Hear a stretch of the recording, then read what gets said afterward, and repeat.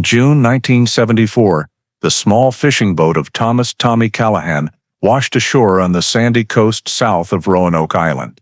The nets were still soaking wet. The signal light on the mast flickered as if it had never been turned off, and the radio tuned to the lighthouse channel hummed faintly in the sea breeze.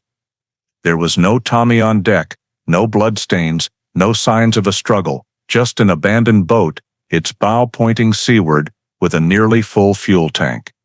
The local police quickly concluded the 28-year-old sailor was swept away by waves at night, lost to the sea. The case file, hastily compiled, spanned less than 5 pages and was closed within 2 weeks with a cold note, missing due to accident. The family received a meager insurance payout.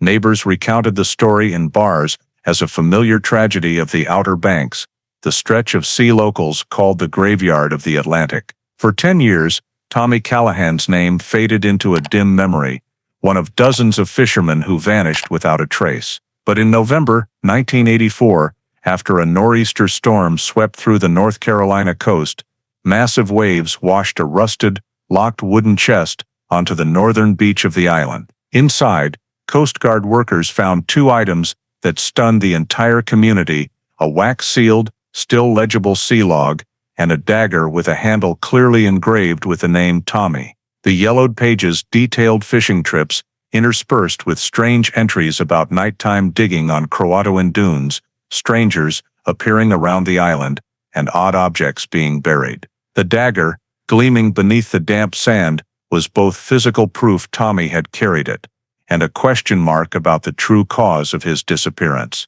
For the police, it was belated evidence. For the family, it was a wound reopened after 10 years of silence. And for Sarah Whitmore, Tommy's niece, now a private investigator recently returned to the island, it was the starting point of a new investigation, a case thought to have been laid to rest in 1974. Soon after, the wooden chest's log was brought to the Dare County Sheriff's Office and immediately became the center of attention. The cover was darkened by salt and seawater, but the wax ceiling protected the inner pages, many still clearly readable. Sarah Whitmore, as both a private investigator and Tommy's niece, was granted access to a copy. From the first pages, the entries were typical of a sailor: departure dates, wind directions, fish hauls, but within weeks, the tone shifted. In the margins, Tommy scribbled disjointed phrases: digging at night, hastily filled holes, lights go out when strangers approach. Another entry,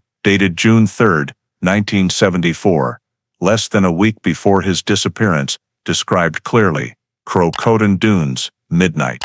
They dug deeper than 10 feet. When I asked, they said they were searching for lost colony gold. Not sure what's there, but they acted like they were afraid of being found out. Sarah cross-referenced the 1974 police report, finding it spanned less than 5 pages. The cause was noted tersely: missing due to sea accident. No signs of foul play, no crime scene photos, no sea charts, no witness statements. The case was closed in just 2 weeks, right as the early summer storm season began, as if someone wanted to shelve it quickly. With years of experience handling missing persons cases, Sarah noted the unusual sloppiness: an intact boat, full fuel tank, working lights and radio, yet hastily deemed a sea accident. For more perspective, Sarah sought out elderly fishermen still living around Manteo. Many shook their heads, saying it was too long ago to recall. But one name kept coming up: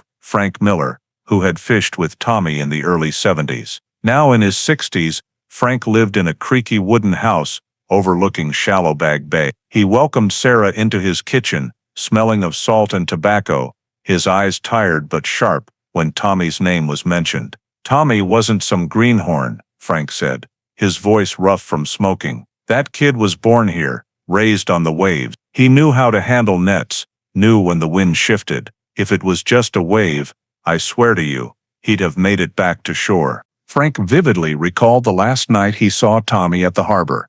He told me some folks invited him to check out digging on Croatoan dunes, said it felt off to him. Middle of the night, carrying shovels, campfires snuffed out when anyone got close. Tommy didn't like it. He said, "If they're up to no good, I'm telling the cops."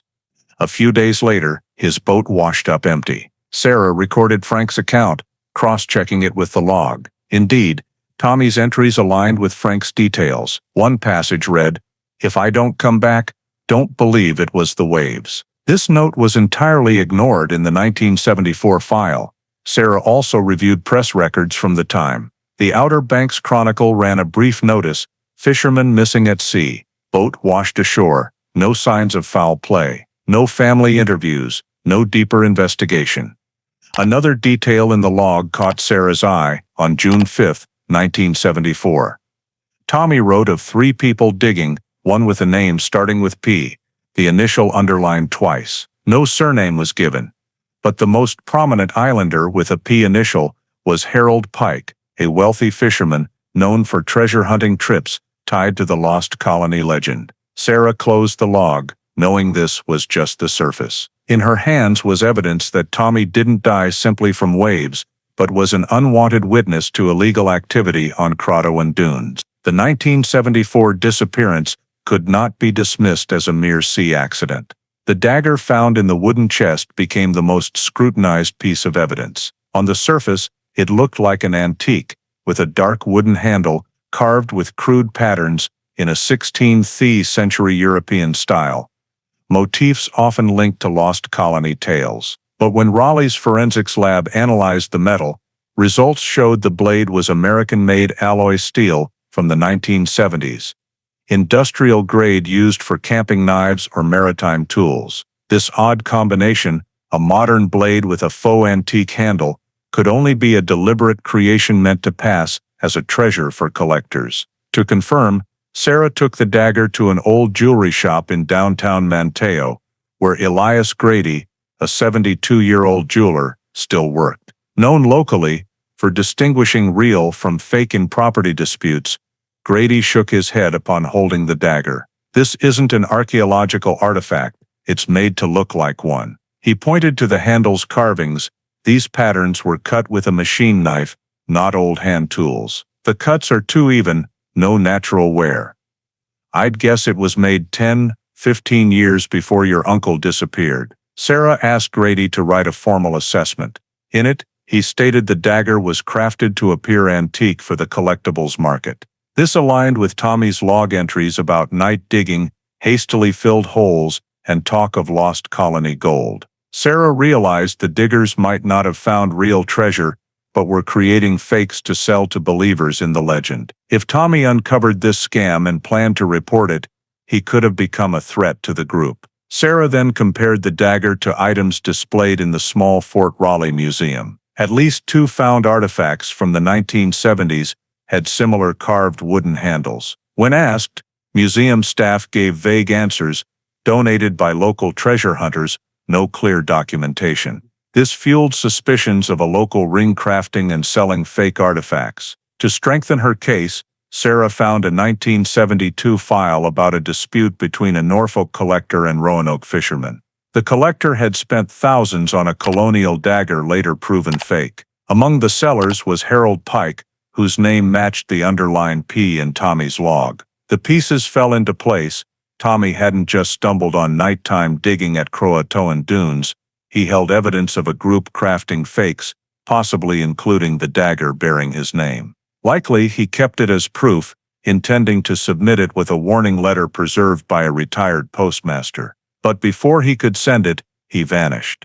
Sarah brought all this to the Dare County Sheriff's Office, requesting the case be reopened. Initial response was hesitant. A lieutenant reviewed Grady's report and said, "This could just be a coincidence.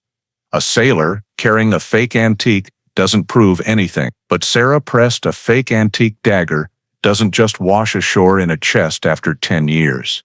Paired with the log, it's clear Tommy was involved in uncovering artifact fraud. If he planned to snitch, there's your motive for murder.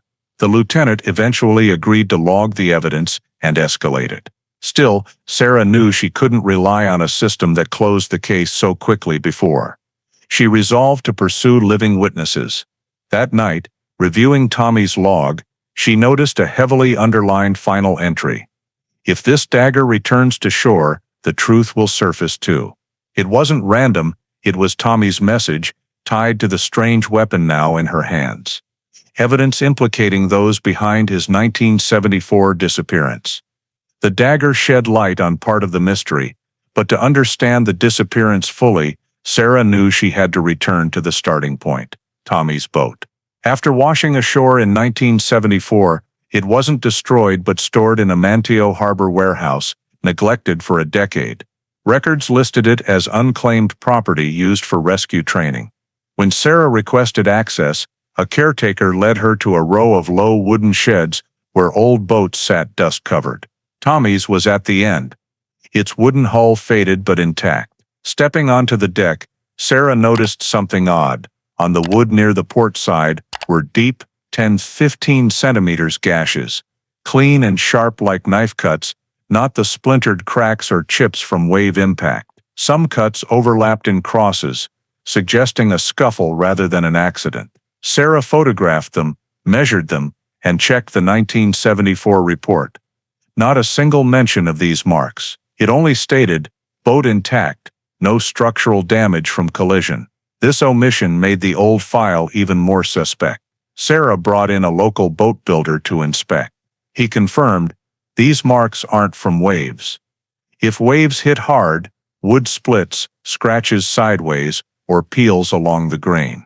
These are cuts from a sharp blade, likely a machete or sea knife. This was direct physical evidence of violence on the boat, contradicting the swept-by waves conclusion. While checking the hold, Sarah found an old darkened rope, cut in half. The end had a clean slice, not natural fraying. Preliminary forensics later showed the cut was precise, made by a sharp blade around the time of Tommy's disappearance. If the rope was for anchoring, its clean cut suggested someone deliberately tampered with the boat. Alongside this, Sarah followed old harbor rumors. She found a witness, Michael Torres, who was a 16-year-old working nights at the docks in 1974. Now in his 30s. Hesitant at first, he shared. I never told anyone, but the night Tommy went missing around midnight, I saw a strange light offshore, not like regular fishing boat lights, white and flickering, like someone flashed a spotlight and shut it off quick. About an hour later, they reported Tommy's boat drifting. He remembered it clearly because the sea was calm, and the light made him think someone was up to something out there. Sarah noted this, matched Tommy's log. They dig at night, douse fires when strangers approach. Offshore lights don't look like fishing boats. It could be the diggers' light as they moved or worked on Tommy's boat. Together, the boat's evidence and witness account painted a different picture. Tommy wasn't swept away, but caught in a confrontation on his boat. Someone used a blade, cut the rope, and staged the boat to drift ashore as a sea accident. The gashes, severed rope, and mysterious light were all signs of a planned death, not a random one. When Sarah presented these initial findings to the Dare County Sheriff's Office, they were cautious. An officer suggested, could be old marks or from later training rope cuts. But the combination of gashes, rope, and Michael's testimony went beyond coincidence. Sarah knew this was just the start, but it was enough to prove the 1974 swept-by-waves theory didn't hold. Tommy Callahan didn't vanish because of nature, but because of human hands. The 1974 file never mentioned Tommy Callahan's final hours in Manteo, but while reviewing witnesses, Sarah uncovered a key oversight, a waterfront tavern where fishermen and sailors gathered after trips. The owner, Agnes Porter, now in her 70s, had worked there nearly half her life. She confirmed remembering the night Tommy vanished because 3 familiar men stayed for hours. Tommy Callahan, Harold Pike, a wealthy fisherman known for treasure hunting off the Outer Banks, and Henry Walsh, the town's biggest boatyard owner. According to her, they arrived around 10 p.m. Tommy sat at his usual corner, while Pike and Walsh placed a long, heavy canvas bag under the table. Agnes recalled it clearly because it took both men to carry it, and metal objects inside clanked dryly. On the table, besides beer and sandwiches, Pike spread out an old-looking paper like a map, folding it quickly when a server approached. The 3 spoke in low voices, often leaning in to whisper, Near midnight, Pike and Walsh left first, taking the bag. Tommy stayed a few minutes longer, finished his beer, then stood. Agnes remembered him glancing around, as if ensuring no one followed, before stepping out. That was the last time she saw him. Sarah verified this by cross-checking the log from the washed-ashore chest. An entry from June 4, 1974, stated, "Pike said we dig again tomorrow night. I'm not joining." The brief words showed a rift had formed. Tommy was invited or pressured to continue illegal digging at Croatoan Dunes, but refused. To bolster the account, Sarah asked to see the tavern's 1974 sales ledger. Agnes found it, but noticed a gap. The page for the week of Tommy's disappearance was torn out. She said the ledger was taken by police right after the incident and returned with pages missing. This suggested someone deliberately removed evidence of who was at the tavern that night. Tommy's meeting with Pike and Walsh that final night aligned with other evidence. Pike was known for lost colony treasure hunts, often returning with vague pottery or coins. Walsh, controlling the boatyard, could hide or move artifacts. Their presence with Tommy, carrying a heavy bag in the context of the log's digging plans, wasn't coincidental. The tavern witness added a critical piece. Tommy wasn't alone in his final hours, but with two men motivated to keep secrets. They left minutes before him, carrying a suspicious item. The 1974 police file omitted this and never took Agnes's statement. These gaps made the sea accident conclusion even less credible. Sarah's report noted, "Witness Porter confirms Tommy Callahan was at the Manteo Tavern with Harold Pike and Henry Walsh on the night of June 4, 1974. The latter two left minutes before Tommy, carrying a heavy canvas bag. This was the last time the witness saw the victim alive. This detail is absent from the 1974 official file. Pike and Walsh's presence as the last people with Tommy shifted the case entirely. Instead of a death by sea, it looked like a planned secret meeting leading to Tommy Callahan's disappearance. From the tavern owner's account, Harold Pike and Henry Walsh emerged as the last people seen with Tommy Callahan. But to turn scattered memories into evidence, Sarah needed more direct traces from Tommy. While reviewing records at Manteo's post office, she learned of an overlooked detail in 1974. An unsent parcel remained in the personal effects of a retired postmaster. His name was Robert Hanley, now in his 70s, living in a small house near the Roanoke River. When Sarah knocked, Hanley was surprised. Someone asked about old matters. After a moment, he brought out a small wooden box, opened it, and revealed yellowed letters he'd kept for decades. "This is one thing that's haunted me," he said. Among them was an envelope addressed to the U.S. Federal Historic Preservation Office, Washington, D.C., in Tommy Callahan's handwriting. The stamp was unmarked, meaning the letter never left the island. Wearing gloves, Sarah opened it. Inside were pages written in blue ink, carefully penned, but with rushed sections. Tommy wrote, "My name is Thomas Callahan, a sailor from Roanoke Island. I need to report an urgent matter. A group on the island is illegally digging around Croatoan Dunes, tied to the lost colony site. I've seen them bring up newly carved items passed off as artifacts. I believe they plan to sell these fakes to out-of-state collectors. They wanted me to join, but I refused. If I disappear, know it wasn't a sea accident.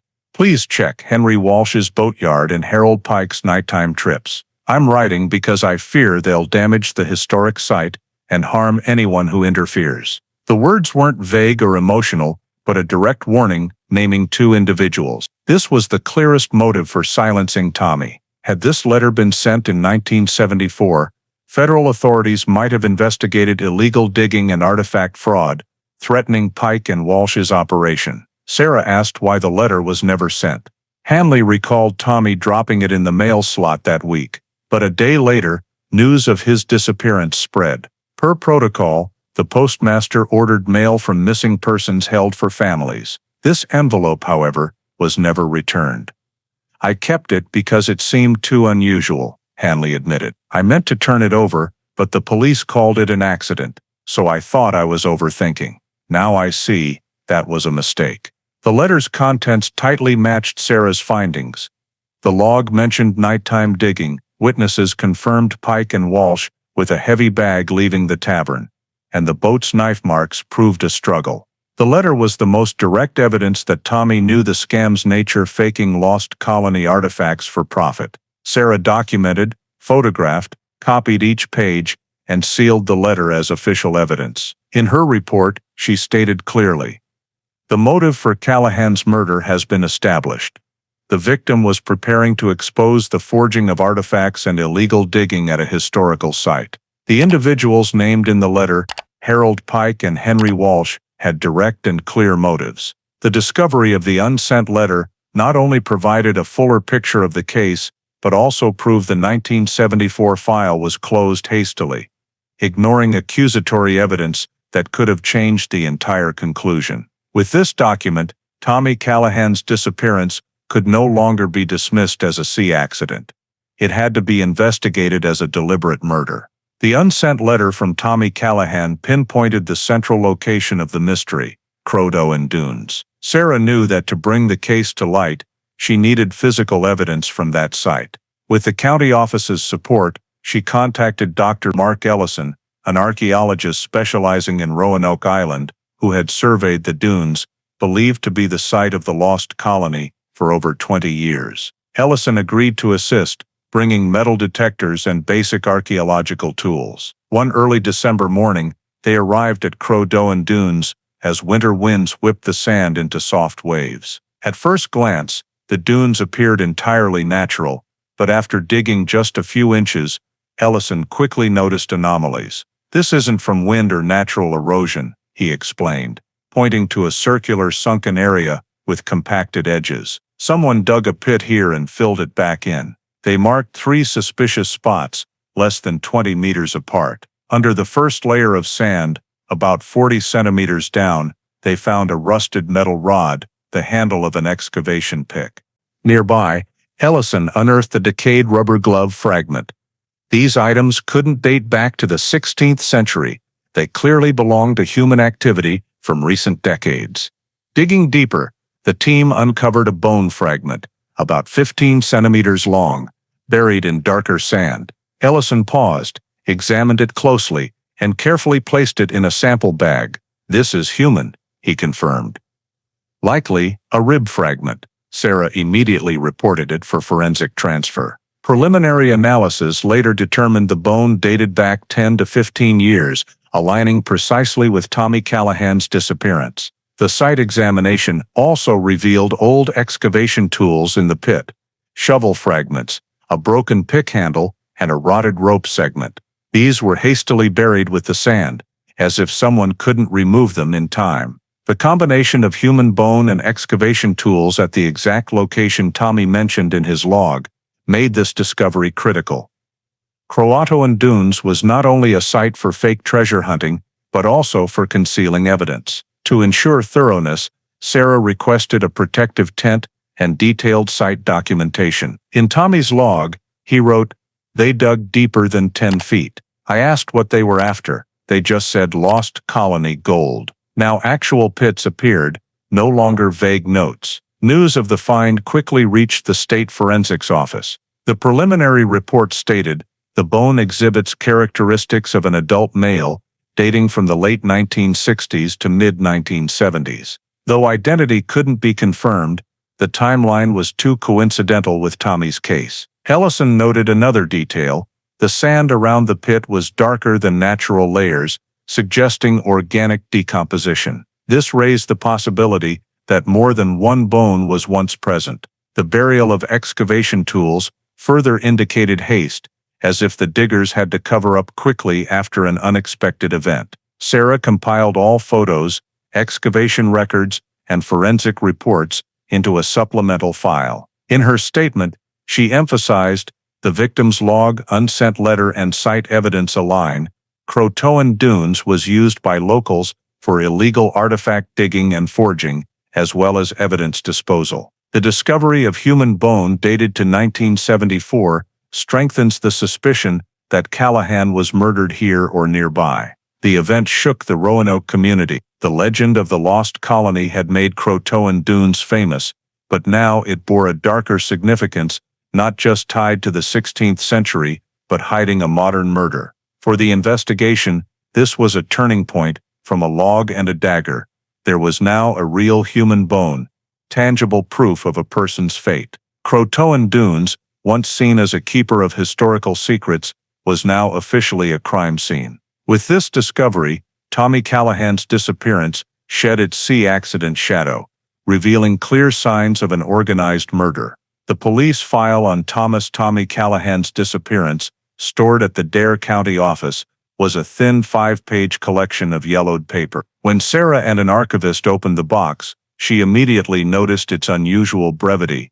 No crime scene photos, no search area maps, no evidence logs. The entire file contained just a few lines: the date the boat washed ashore, the deck's condition, a brief conclusion of victim likely swept away by waves, and a closing signature. The signer, William Harding, the 1974 sheriff. Even stranger, the file lacked any witness statements, despite Sarah's recent interviews confirming at least one young fisherman saw odd lights offshore the night Tommy vanished. There were no records of questioning Tommy's friends, colleagues, or family. A sea disappearance typically warranted weeks or months of searching, yet this case was closed in just 2 weeks. Sarah traced William Harding, long retired. Old news reports showed he was highly influential in Manteo. A 1972 article noted, Sheriff Harding attended the opening of Henry Walsh's new boatyard, alongside Harold Pike, the main investor. This stopped Sarah cold. Pike and Walsh, the two names tied to Tommy's final night, were close with the sheriff who signed off on closing the case. Digging deeper, Sarah found a suspicious detail in 1975. A year after the disappearance, Harold Pike purchased a large plot near Croatoan Dunes, an area rumored to hold lost colony traces.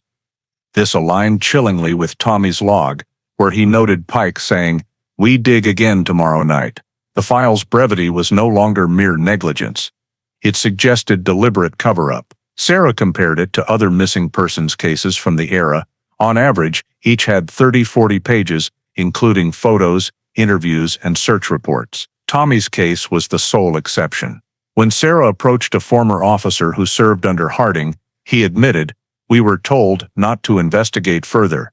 The sheriff said it was just an offshore accident, no need to drag it out. He also revealed Harding frequently visited the tavern with Pike and occasionally hunted with Walsh. A clear twist emerged.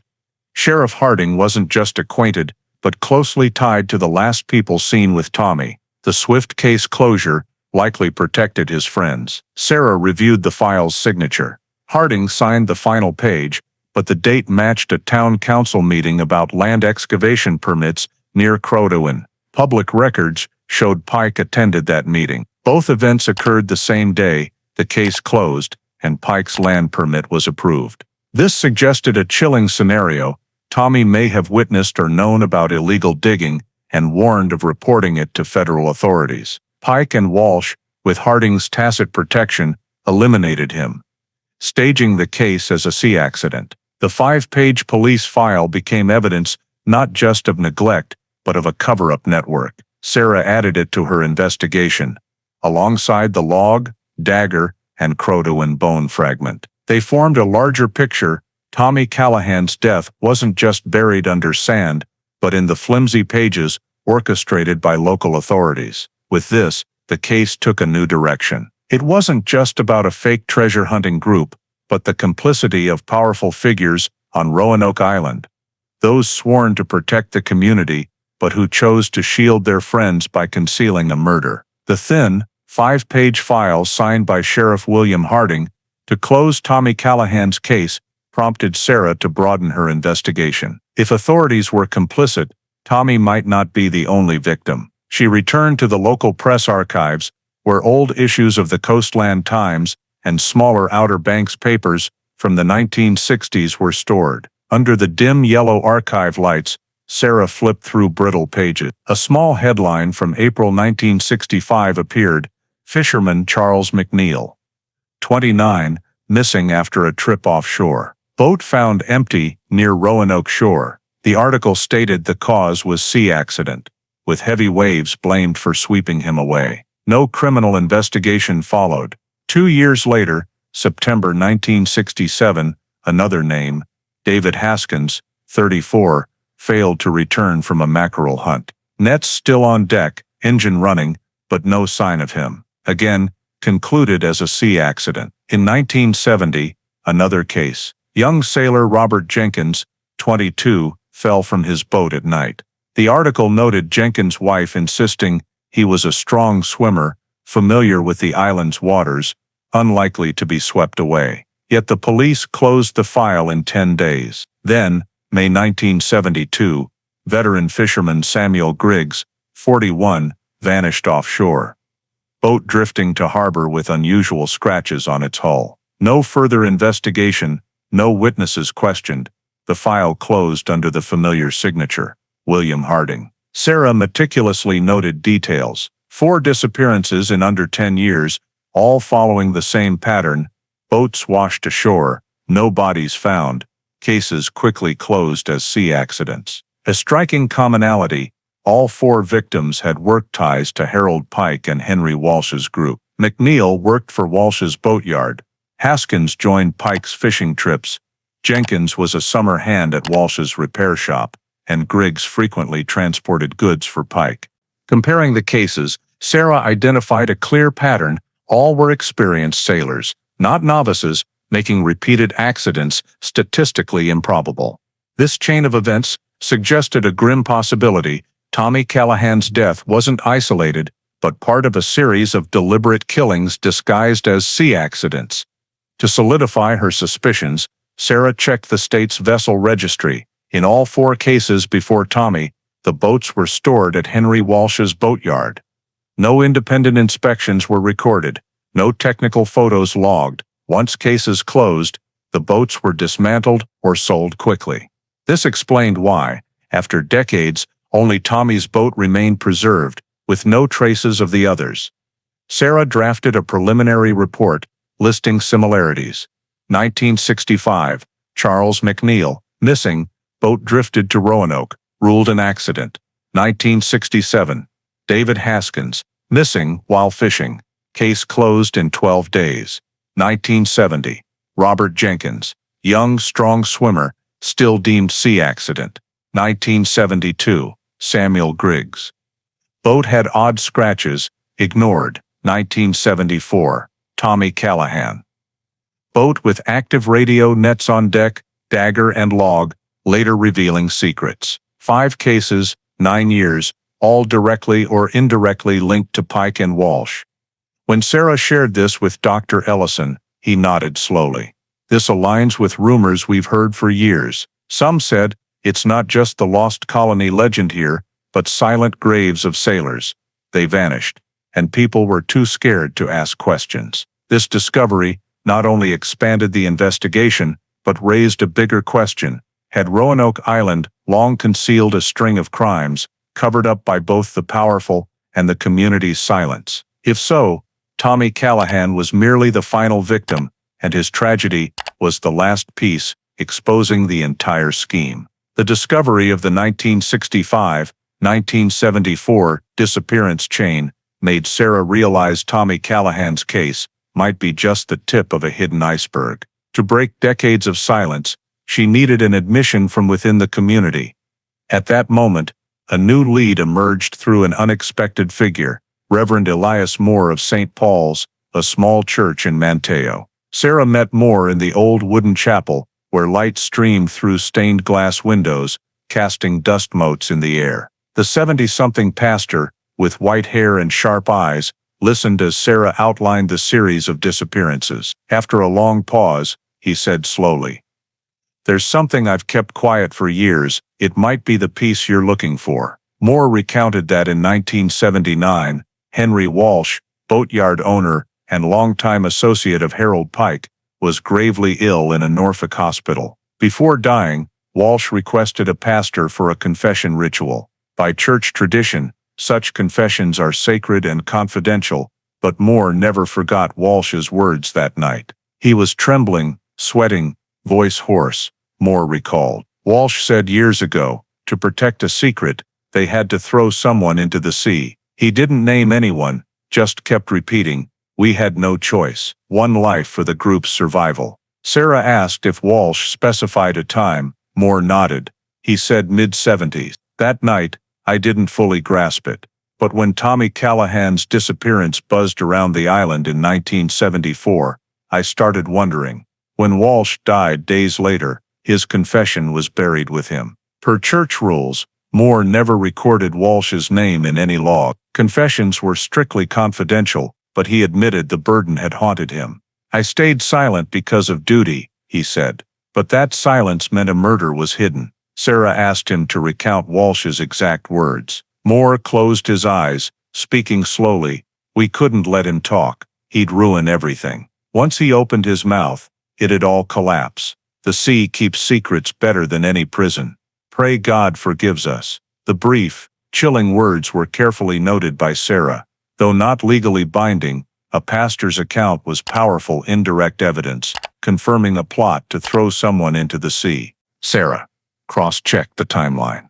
Walsh died in 1979, 5 years after Tommy's disappearance, when he confessed, at least implicitly. This aligned with all clues: the logs dig again tomorrow night, the string of sea accidents, and the Croatoan bone fragment. When Sarah mentioned Harold Pike, Moore nodded heavily. They were always together. "I can't say for sure Pike was involved, but Walsh was scared of something.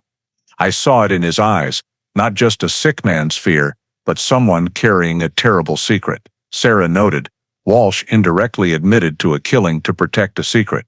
Though no names were given, all details pointed to Tommy Callahan's 1974 case. Crucially, this confession showed influential community members, Walsh, and possibly Pike, were directly involved in the elimination. Leaving the church, Sarah knew she held a dangerous piece of the puzzle. This was no longer just suspicion about a fake treasure-hunting group, but an indirect confirmation from an insider. Walsh's dying words were proof Tommy's death wasn't accidental, but a carefully concealed murder disguised as a sea mishap. When compiling all evidence, Sarah created a timeline. 1974, Tommy Callahan disappears. 1975, Pike buys land near Croatoan. 1979, Walsh, dying, confesses to throwing someone into the sea to keep a secret. These 3 points formed an undeniable chain. Sarah's materials painted a dark picture. An entire community stayed silent. A sheriff signed off on a flimsy file, and powerful men manipulated the truth. Now, from Henry Walsh's deathbed whispers, that secret was finally coming to light. But at the same time, Sarah understood that this silence didn't stem solely from the crime. It also came from fear, the fear that if the secret were exposed, Roanoke's tourism reputation, tied to the lost colony legend, would collapse. That fear had buried Tommy's death and allowed Walsh's confession to be ignored. After meeting Reverend Elias Moore and hearing Henry Walsh's indirect confession, Sarah began noticing unsettling signs around her. At first, it was vague: a flickering porch light at her investigation office, the slow rev of a car engine outside that died out whenever she stepped out. But by the next week, it became clear someone was watching her. One late evening, after leaving the Manteo Press archives, Sarah drove to her small harborside apartment. In her rearview mirror, she spotted the headlights of an old sedan trailing at a fixed distance. Despite making 3 sudden turns through side streets, the car stayed silently behind, maintaining its gap, never overtaking. Only when Sarah pulled into a lot near the police station did the car abruptly turn and vanish. The next morning, during a routine vehicle check, the mechanic called her over. "Did you know your rear brake pads were cut? Clean, deliberate slices, like with a specialized knife." Sarah immediately requested the pads be preserved as evidence. Someone tampering with her brakes was a clear signal. Her investigation was touching something certain people wanted buried forever. She reviewed the key names in the case. Walsh died in 1979. Pike lived until the early 1980s. But their network wasn't just the two of them. There were others, associates involved in illegal digging, forging artifacts, and even complicit in Tommy's elimination. Walsh's confession confirmed the conspiracy, but it also meant surviving members of the group feared the truth being uncovered. To identify the threat, Sarah checked land records around Croatoan Dunes. The current owners included a shell company, Croatoan Development LLC, registered in 1981. Its address matched the office of a lawyer who once represented Harold Pike.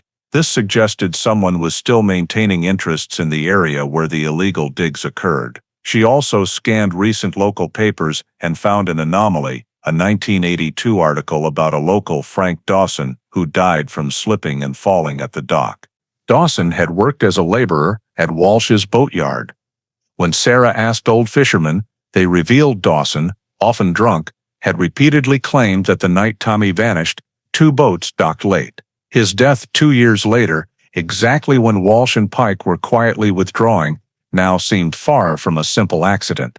This piece, combined with the cut breaks, indicated that the group tied to the case still had living members, possibly descendants or former associates of Pike and Walsh, guarding the secret. The physical evidence Sarah had gathered, log, dagger, human bone, was causing them panic. For safety, Sarah reported directly to state police, detailing the stalking and the mystery car. A patrol unit was assigned to monitor her apartment and office, but Sarah knew the local police had been compromised in the past. She couldn't rule out lingering influence from old powers. Meanwhile, witnesses she approached grew hesitant.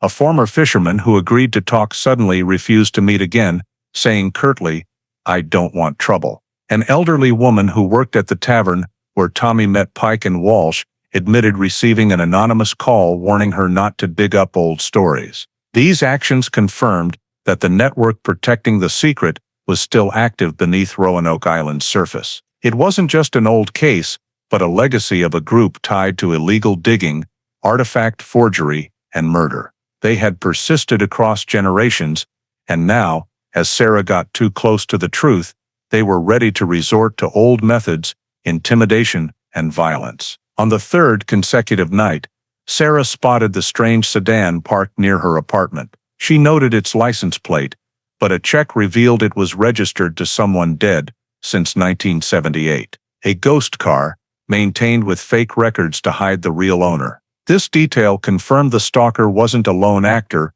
but a link in a network covering up crimes from the 1970s to now. Sarah added all new evidence to the case file, with a temporary conclusion. The current investigation is being obstructed by one or more living individuals, likely inheritors of Pike and Walsh's network. The brake tampering confirms a threat to the investigator's life. Witness protection and state-level coordination are needed. A lead about surviving network members led Sarah to an unexpected source. An old fisherman, Caleb Martin, who worked under Harold Pike in the late 1960s, called her. His voice hoarse and cautious, he said, "If you really want to know what they did, go to the wooden house north of the island, near the oak forest. That's where they used to meet.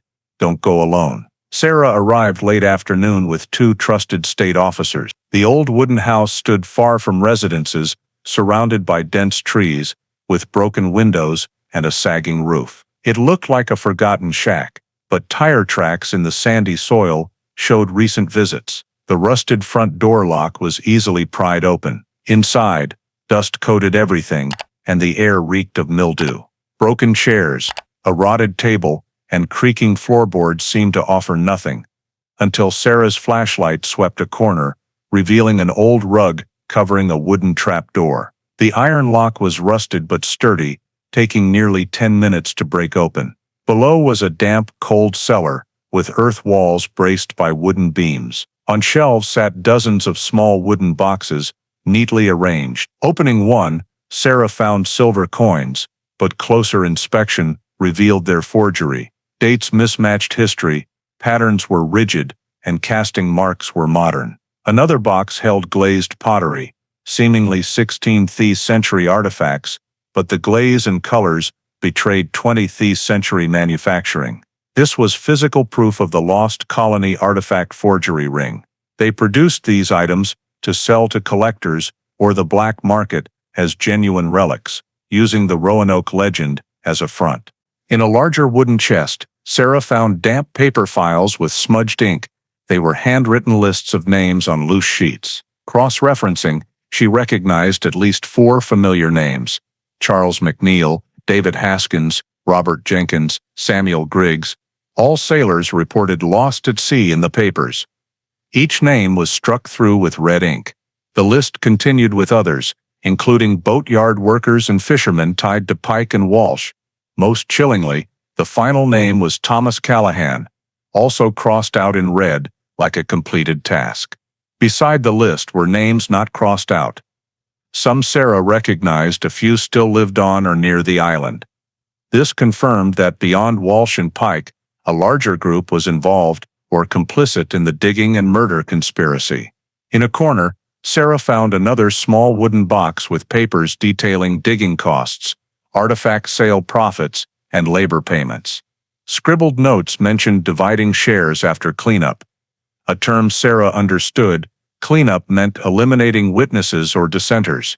Each fake artifact, decayed paper, and crossed-out name painted a clearer picture. This network operated as an underground organization for years, eliminating anyone who threatened exposure. Tommy Callahan was the last victim listed, chilling proof his death was planned and executed as part of a systematic purge. Sarah photographed all artifacts, lists, and notes, adding them to the case file. With evidence from the abandoned house, she could now prove not just the motive and method, but the network's mechanics, from forging artifacts to staging murders as sea accidents. As the group left the cellar, night had fallen. Outside, wind from Albemarle Sound whistled through the trees. Sarah glanced back at the rotting house, her mind echoing with one image, the list of names with cold red slashes, Tommy's among them, as if he were just another job completed. When the evidence from the abandoned house was logged, Sarah received a call from a man identifying himself as Edward Eddie Carver, a reclusive 70-something sailor living on the island's southern coast. Hearing about the fake artifacts and name list found in the cellar, he decided to speak. "I'm still alive," his voice trembled, "because I refused. But I heard things you need to know." Sarah visited Carver's rickety wooden shack. Inside, it smelled of sea salt and tobacco. Eddie was weathered, his face sun-beaten, hands calloused from a life at sea. As he sat, he pulled a half-empty whiskey bottle from an old drawer. "I don't have much time left. If I don't talk now, the secret dies with me." He recounted that in the late 1960s, Harold Pike and Henry Walsh approached him, offering a cut of profits from nighttime digging around Croatoan dunes, selling artifacts to out-of-state collectors. Eddie joined one night but grew suspicious, seeing deep pits and boxes of freshly minted coins, scraped to look old. "I'm a sailor, not a grave robber." I walked away. At the time, he dismissed their threats as drunken talk, but he recalled a night at the Manteo Tavern, when Pike, deep in his cups, said something he never forgot. "If Tommy talks, he'll vanish like the others before him." Tommy Callahan was still alive then, fishing weekly. I thought Pike was bluffing. But in 1974, Tommy's boat washed up empty. Reading the paper, I knew that wasn't a joke. Eddie took a drag on his cigarette, staring at the cracked wooden table. I stayed quiet out of fear. I knew they could make me another name on the list. Sarah recorded every word. This wasn't rumor or vague documents. It was a direct witness hearing Pike foreshadow Tommy's death, confirming prior sea accidents were also the result of defying the group. When Sarah showed Eddie the seller's list, his weathered hands shook. He pointed to each name, nodding softly.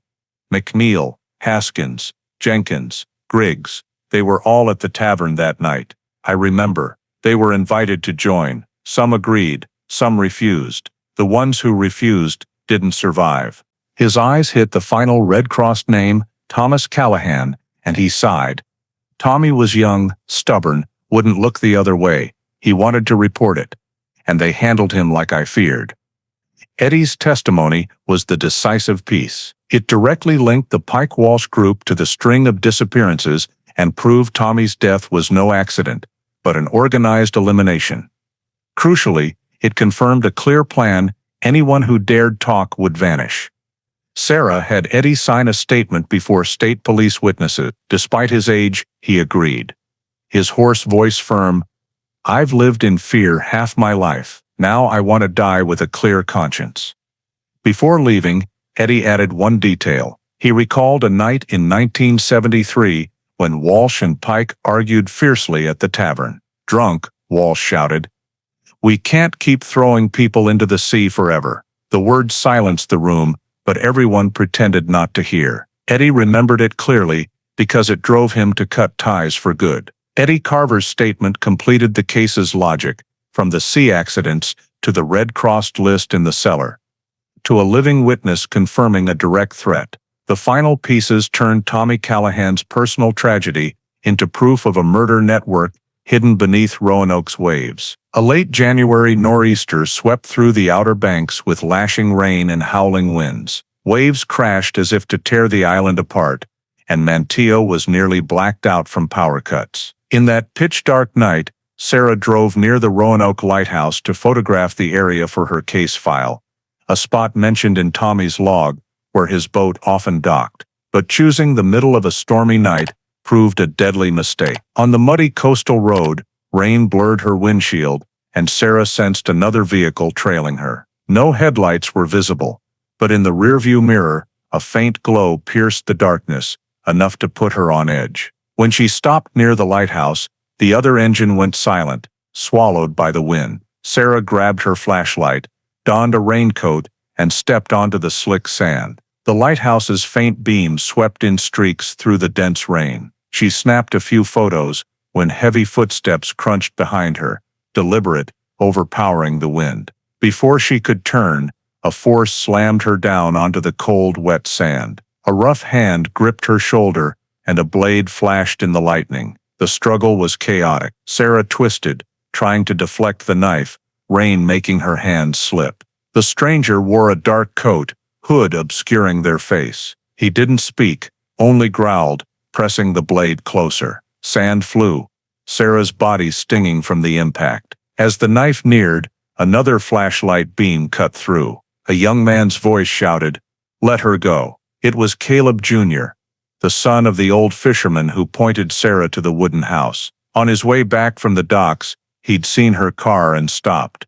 The witness's presence made the attacker hesitate for a second. Sarah seized the moment, kicking hard at his knee. He staggered, the knife falling into the sand, then fled into the rain. Caleb Jr. chased a few steps, but the darkness swallowed the man instantly. Sarah, gasping, clothes soaked, hands bloodied from a small cut in the struggle, searched with Caleb Jr.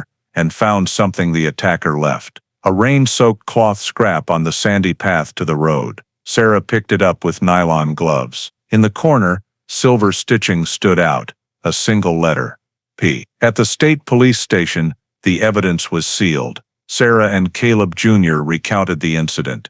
The P could stand for Pike, Harold Pike, central to all clues, though dead since the early 1980s. But it might also point to a living descendant, or associate, still guarding the secret. Police searched the lighthouse area the next morning and found more fresh tire tracks in the wet soil, showing an old sedan had parked and left during the storm. This matched the car tailing Sarah weeks earlier. The attack left no doubt the investigation was being directly targeted. This wasn't just anonymous threats or brake tampering, but an overt assassination attempt. Had Caleb Jr. not passed by, Sarah's evidence might have been buried with her under Roanoke Sea. Sarah documented the assailant said nothing, revealing no voice or face, but the piece-stitched cloth was the first physical clue tied to the mastermind. It proved a link between Tommy Callahan's case and a lingering shadow in the community, a descendant, successor, or someone preserving Pike and Walsh's criminal legacy. The piece-stitched cloth became pivotal, forcing Sarah to confront the Pike family directly. Harold Pike, once the center of all rumors, now over 70, lived in a large wooden house on Roanoke Sound's shore, overlooking the waters where so many sailors vanished over a decade. Sarah, with 2 state officers, arrived on a gray afternoon. Harold Pike opened the door, aged but with a steely gaze, as if time hadn't weakened him. When Sarah presented the new evidence on Tommy Callahan's case, he smirked. "Girl, Tommy was swept by waves." That story ended in 1974. Sarah placed a photo of the piece-stitched cloth on the wooden living room table. This was found where I was attacked in the storm. Care to explain? Harold glanced at it, shrugging. A wet rag. Anyone could have dropped it. His tone was calm, unshaken. But in the corner, Daniel Pike, Harold's son, now in his 40s, sat rigid, hands clenched. Sarah noticed his eyes darting, avoiding hers. "Got something to say, Daniel?" she asked. The room went silent. Harold started to interrupt. But Daniel suddenly stood, voice trembling. "Dad, I can't keep quiet anymore." Harold snapped, his tone icy. "Sit down, Daniel."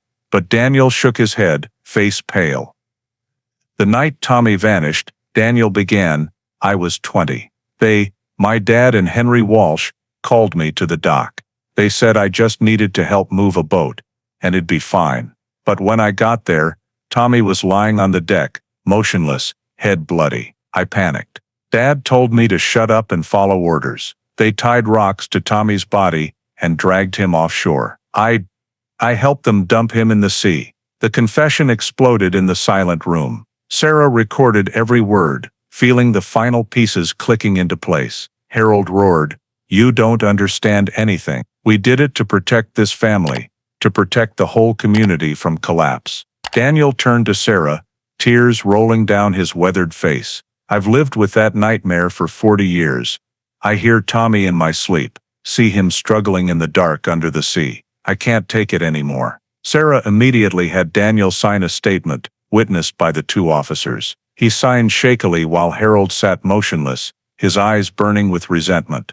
When questioned about his role, Harold only repeated, "There's no evidence against me, just the weak words of a weak son." But Sarah knew this confession was the turning point. It proved Tommy Callahan was murdered, his body disposed of under Harold Pike and Walsh's orders. Daniel, an unwilling accomplice, was now a critical witness. As she left the house, Sarah heard Harold shout echo, "You'll destroy this town over some nameless sailor." But his words only exposed his true fear, that crimes buried for decades were finally surfacing. Daniel Pike was taken to the state police interrogation room that evening. In the fluorescent-lit room, with the recorder blinking red, Sarah sat across from him, two officers witnessing. Daniel looked as if a decades-long burden had lifted, his gaunt face and eyes no longer hiding. He began with a long, heavy sigh, then recounted the night of 1974. "Tommy found out everything," Daniel said, voice choked. "He knew my dad and Walsh were organizing digs around Croatoan dunes, forging artifacts to sell to outsiders. Tommy warned them multiple times, and in his log, he wrote about reporting to federal authorities. That night at the boatyard, he said outright, 'I'm going to the sheriff. You can't keep scamming and killing like this.'" According to Daniel, Harold Pike flew into a rage, striking Tommy's head with a wooden plank. The blow felled him on the deck. "I stood there shaking. I thought he was just knocked out. But when Walsh checked, he said, 'He's not breathing anymore.' After a stunned moment, the group decided to dispose of him. Walsh ordered rope and anchor stones tied around Tommy's body. Daniel, only 20, was forced to hold the rope as they dragged the body to the boat's side. "I didn't want to," he whispered. "But my dad yelled that if I resisted, I'd follow Tommy. I was scared. I held the rope, and we threw him into the sea. I still hear the water break and the body sink fast in the dark." To stage the death, they set up a fake scene. Tommy's boat was pushed from the dock, nets left wet, signal light on, radio tuned to the lighthouse channel. They wanted everyone to believe Tommy went out alone and was swept away. The boat washing ashore would be the only evidence, Daniel explained. Sarah asked about the chest and dagger. Daniel nodded, hands trembling slightly. "Yes, after killing Tommy, Walsh searched the boat's cabin. They found the log and a dagger. Tommy kept them as proof. The log detailed the digs, and the dagger was one of the fake artifacts he'd uncovered. Walsh said they had to destroy them immediately. They planned to bury the chest at the edge of Croatoan dunes. But that night, strong winds and a rising tide hit. As they carried the chest to the sand, a huge wave swept it away. The chest slipped from their hands, taken by the water. Walsh wanted to dive after it, but my dad stopped him. They thought the sea would keep the secret, like it kept Tommy's body. No one expected a storm would bring it back 10 years later. Sarah stared at Daniel, sensing the final piece of the puzzle lock in. The log and dagger weren't random. They were evidence that survived the disposal plan. The sea, trusted by Harold Pike to bury all traces, became the witness that exposed the crime after a decade. In his statement, Daniel also revealed that Harold Pike and Walsh had discussed cleaning up witnesses multiple times. Sailors who refused or threatened to expose them vanished at sea one by one. I heard my dad and Walsh say, "The sea is the best grave. It leaves no headstone, just waves." Daniel admitted he stayed silent for 40 years out of fear and loyalty to his father. But after witnessing Sarah's attack, he believed the old network still had living members, and silence would only prolong the crimes. "I don't want to take this secret to my grave like Walsh did," he said, staring at the statement. Sarah had him sign the confession, then sealed it with the recording. In her thick case file, Tommy Callahan's case now had a clear answer. He was beaten to death for planning to expose the scheme, his body dumped at sea, the boat staged as an accident. The chest with the log and dagger, thought lost forever, returned as damning evidence. After Daniel's confession, Sarah returned to the Pike house once more. Harold Pike, now under state police surveillance, remained defiant. But when told his son had revealed everything, the 70-something's eyes flickered. Finally, he let out a dry laugh, the sound harsh in the dim room. "You think you're so clever. Callahan was just a small name in a much longer list. What you've touched isn't just my secret, it's this island's tradition." Sarah requested a recording. Harold crossed his arms, leaning back, his voice low as if recounting a tale older than himself. "Since the mid-19th century, there's been a group called the Croatoan Circle. We weren't the first. The generation before started digging, believing the lost colony's treasure was buried under the dunes. By my father's time, the group had an unwritten rule: anyone who betrayed or threatened to snitch wouldn't survive. They called it a sea accident. The sea keeps bodies, no one finds them." He said that for decades, the Croatoan Circle operated in the shadows, always backed by wealthy or powerful locals. His and Walsh's generation were just the next link, inheriting from their fathers. Each generation had greedy fools, believing they'd find English gold or silver. When they didn't, we made artifacts, daggers, coins, pottery, to sell to idiots outside. That game fed many families on this island. Sarah asked, "And Tommy Callahan, why did he have to die?" Harold met her gaze, defiant. "Because he didn't know the rules. He threatened to report to the authorities, to the Croatoan Circle. That's betrayal. And betrayers meet one fate. Before him were McNeil, Haskins, Jenkins, Griggs. After him there should have been more, but things unraveled too fast. He stressed each death was carefully staged. A boat left at sea, nets wet, lights on. A slippery dock leading to an accident. A sudden storm. We never used guns or knives openly. We let the sea do the rest. The Outer Banks Sea has swallowed hundreds over centuries. A few more names raised no suspicion." Harold spoke, his voice tinged with warped pride. "The Croatoan Circle is tradition. I did what my father did, as my grandfather did. Tommy Callahan wasn't the first, nor the last. He was just a fool who wouldn't stay quiet." Sarah sat silent, noting every word. In that moment, the full picture emerged. Tommy's disappearance wasn't isolated. It was one link in a chain of scripted deaths across generations, all labeled sea accidents. The Croatoan Circle had turned the lost colony legend into a tool for greed and violence for over a century. As the interrogation ended, Harold stood with his cane, voice hoarse.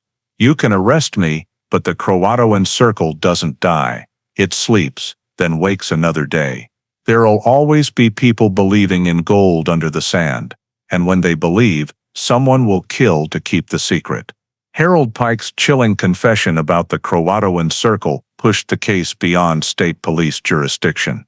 The file was sent straight to the FBI, and within 2 weeks, a task force with archaeologists and forensic experts descended on Roanoke Island. An emergency excavation order was issued for all of Croatoan Dunes, where secrets had been buried under sand for generations. That morning, under a gray sky, rows of vehicles set up field tents and cordoned off the area. Small excavators, ground-penetrating radar, and an archaeology team were deployed. Sarah stood outside the site's perimeter, watching cranes lower scanning equipment. Wind whipped sand from the sea, but for the first time, the full truth was about to surface. On the first day of excavation, radar identified 7 suspicious points. Old burial pits of varying sizes. Digging revealed scattered bones mixed with broken digging tools. The first bone was confirmed as a human femur, about 45 centimeters long. Soon after, another pit uncovered a nearly intact skeleton with a rotted leather shoe. Preliminary forensic reports were staggering. At least 3 bone samples dated to 1965, 1974. The period of the sea accidents, Sarah traced from old papers. A tooth from a jawbone matched dental records of David Haskins, the sailor lost in 1967, with high accuracy. 2 other skeletons were suspected to be Robert Jenkins, 1970, and Samuel Griggs, 1972. Alongside remains, artifacts surfaced: fake silver coins with wrong dates, daggers with modern steel blades, but antique-style handles, modern glazed pottery. Yet, mixed in were a few genuine items: 16th-century pottery shards, Elizabethan coins, proof the Croatoan Circle occasionally hit real archaeological finds. They used these as bait, mixing them with fakes to deceive collectors. Archaeologists confirmed these pits weren't just for hiding bodies, but also for stashing fake artifacts before sale. Some digging tools bore crude double C engravings, possibly an internal Croatoan Circle symbol. At a brief press conference on site, an FBI representative announced, "We've unearthed direct evidence of systematic criminal activity spanning decades. The human remains match old missing persons cases. We're treating this as a serial murder case, disguised as sea accidents." The Roanoke community was stunned. Names thought forgotten, McNeil, Haskins, Jenkins, Griggs, reappeared in national news, finally called victims. Their families, long given only accident explanations, wept upon hearing of solid evidence. Sarah, standing outside the cordon, watched containers of remains carried from the dunes. Each was an accusation, proof Tommy Callahan wasn't alone. He was one of many buried to protect a secret and greed of a multi-generational cabal. As fake and real artifacts were laid out under a verification tent, the full picture emerged. The Croatoan Circle had exploited the lost colony legend for over a century. They dug illegally, forged artifacts, profited, and eliminated anyone threatening exposure. The sea and dunes, once accomplices, now exposed the truth. By the excavation's end, reports confirmed at least 3 missing persons' remains were found, with more pits likely unexcavated.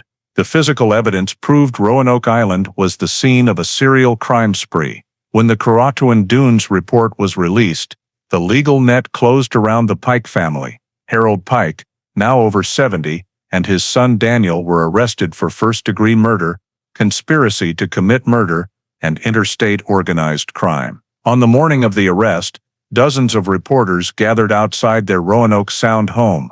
Harold was led out in handcuffs, head high, eyes defiant. Daniel, trembling, kept his head bowed, as if 40 years of guilt had crushed him.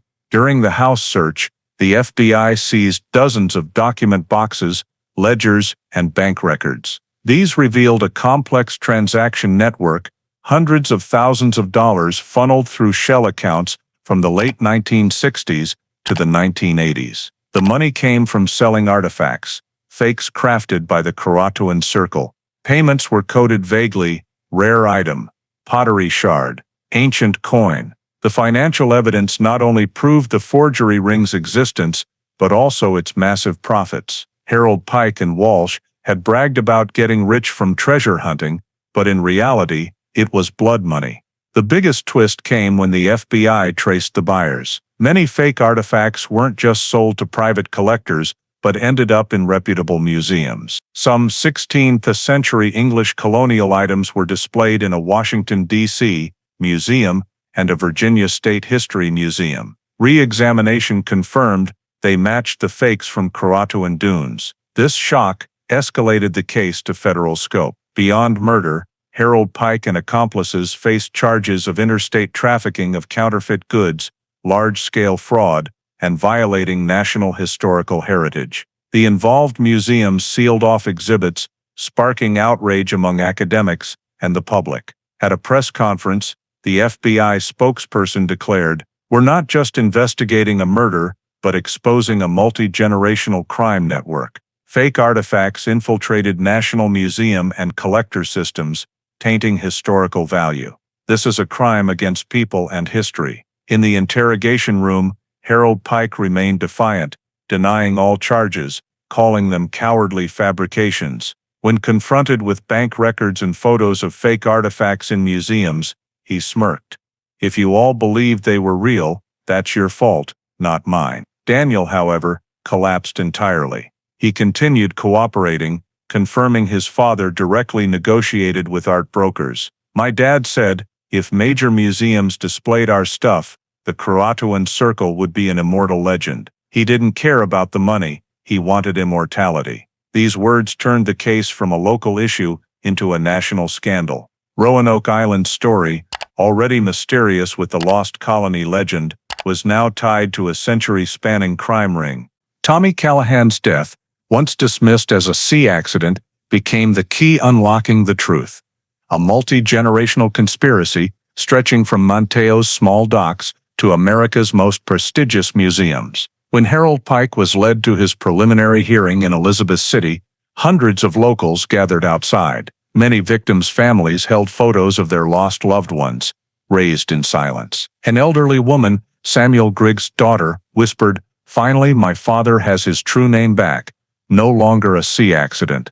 After initial hearings and a flood of shocking reports about the Croatoan Circle crime network, the atmosphere on Roanoke Island shifted.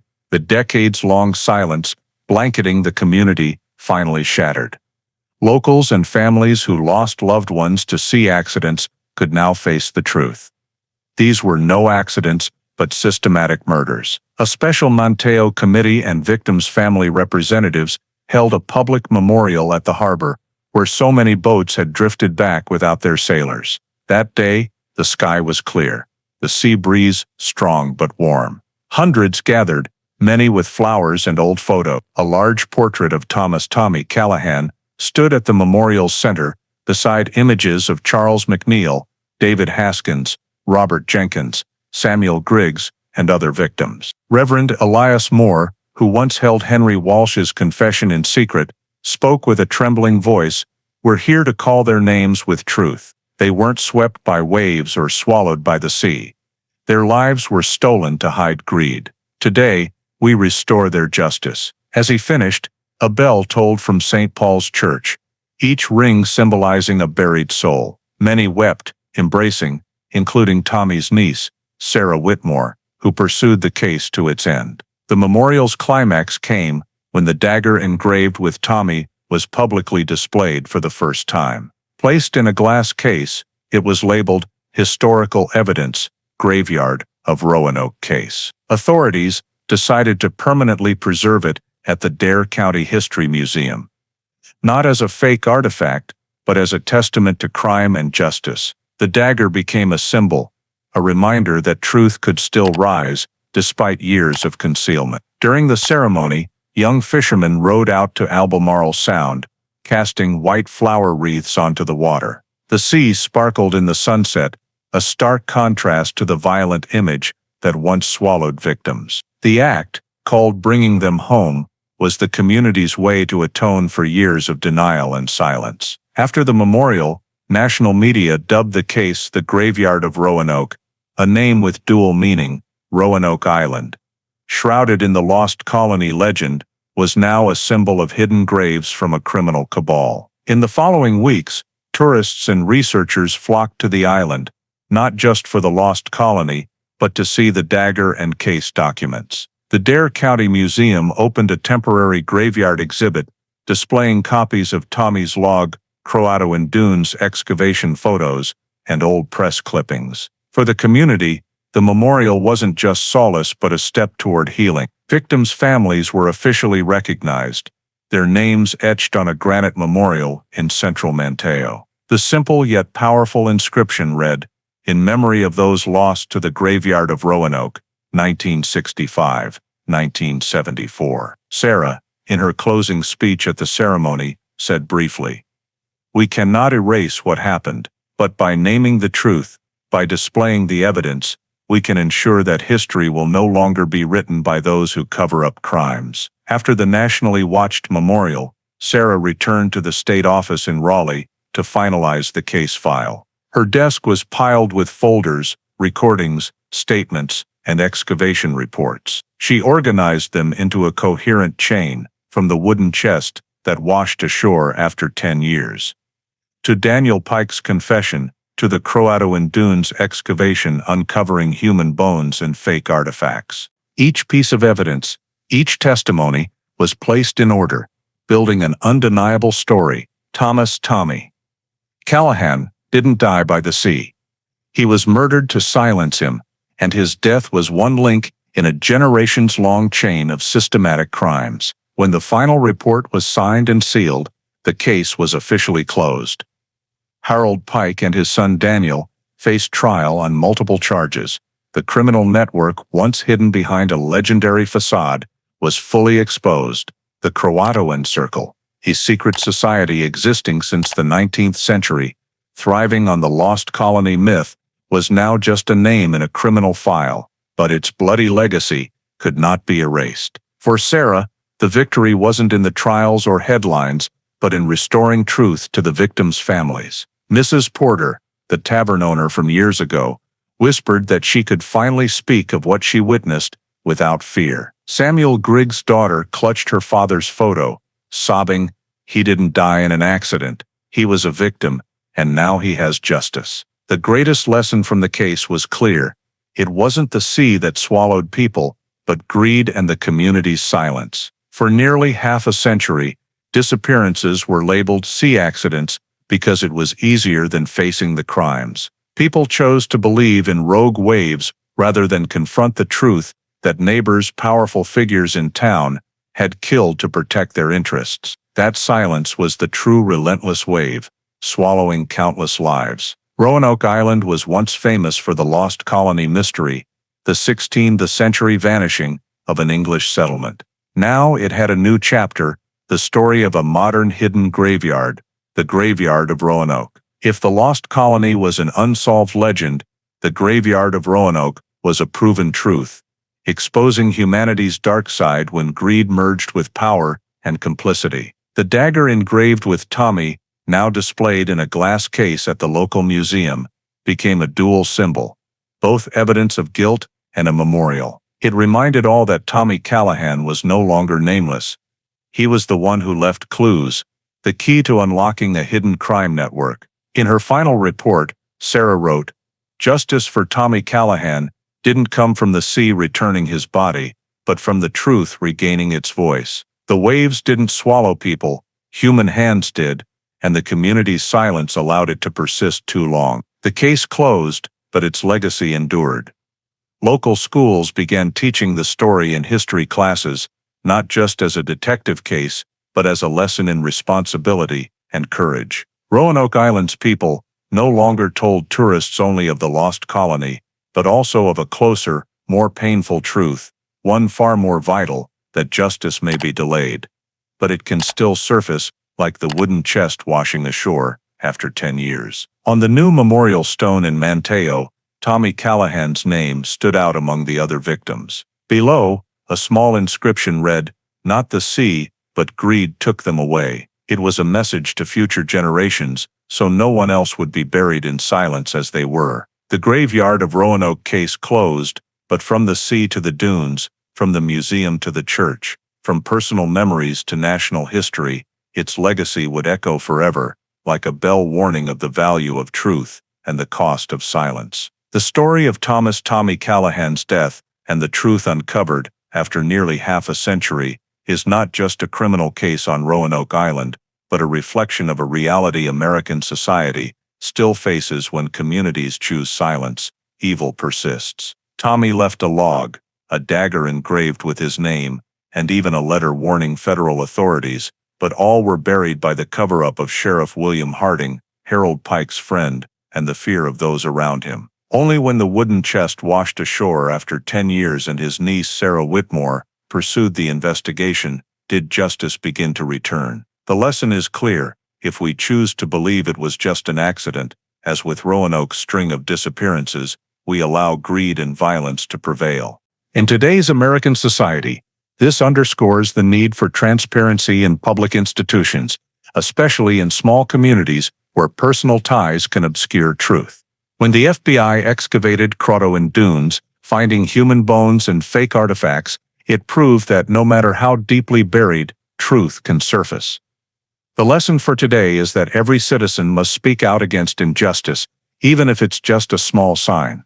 The cut brakes on Sarah's car, or the strange offshore light a young witness saw show the danger of silence. In a democracy, a community's strength lies in daring to question, demanding answers, and rejecting easy explanations. Otherwise, the graveyard of Roanoke won't just exist on a small North Carolina island, but will repeat anywhere truth is buried by collective silence. Thank you for following the story of the graveyard of Roanoke and the shocking truth behind disappearances once blamed on the sea. Please subscribe to the channel to stay updated on future investigations where we uncover secrets buried across generations.